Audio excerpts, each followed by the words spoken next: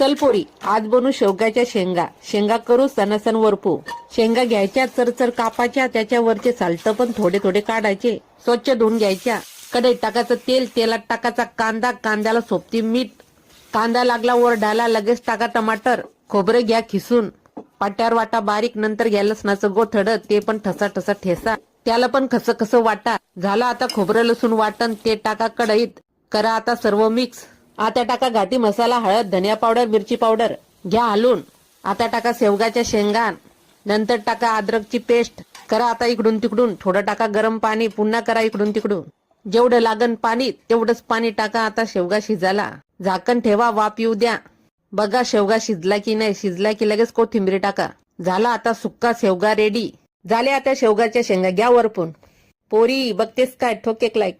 ए पोरा, तुला पण सांगावं लागतं का, ठोक एक लाईक. मग करा आणि खा.